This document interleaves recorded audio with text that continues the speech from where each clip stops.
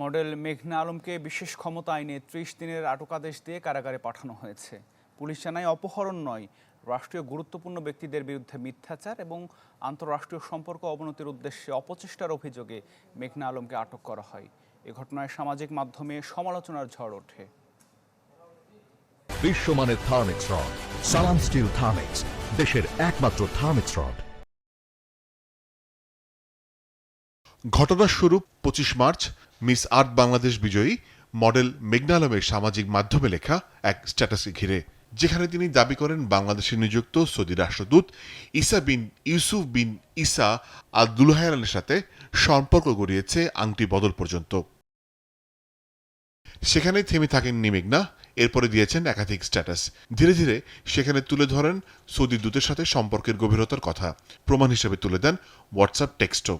এরপরে আসেন লাইভে, অভিযোগ করেন সৌদি রাষ্ট্রদূত পুলিশ পাঠাচ্ছে তাকে আটক করতে।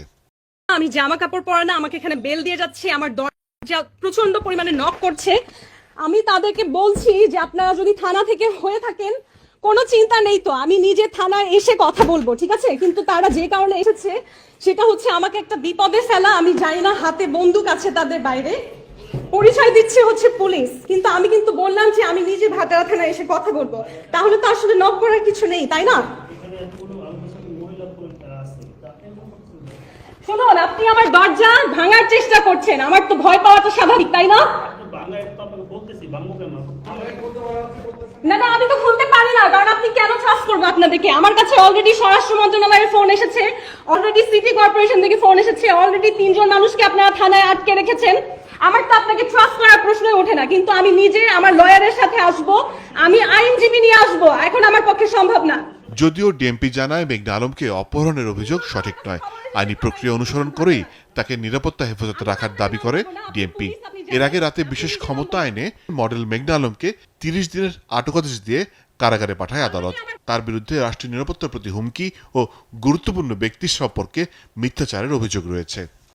রাষ্ট্রের নিরাপত্তা বিঘ্নিত করা, গুরুত্বপূর্ণ ব্যক্তি সম্পর্কে মিথ্যাচার ছড়ানোর মাধ্যমে আন্তঃরাষ্ট্রীয় সম্পর্কের অবনতি করার অপচেষ্টা করা এবং অর্থনৈতিকভাবে রাষ্ট্রের বিরুদ্ধে ষড়যন্ত্রে লিপ্ত থাকার অভিযোগে যথাযথ আইনি প্রক্রিয়া অনুসরণ করে মেঘনা আলমকে নিরাপত্তা হেফাজতে রাখা হয়েছে।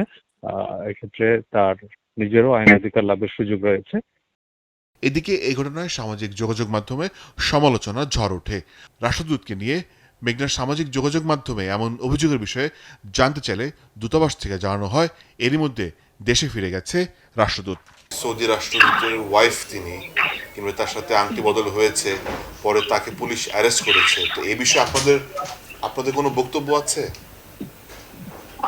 এই ব্যাপারটা তো আমি অ্যাকচুয়ালি এরকম কিছু জানি না।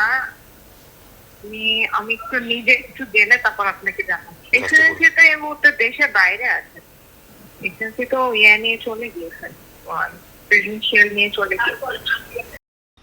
একাধিকবার যোগাযোগ করেও পররাষ্ট্র মন্ত্রণালয় থেকে মেলেনি কোনো মন্তব্য বা জানা যায়নি ঘটনার বিষয়ে কিছু। মোর্শেদ হাসিব, চ্যানেল 24, ঢাকা।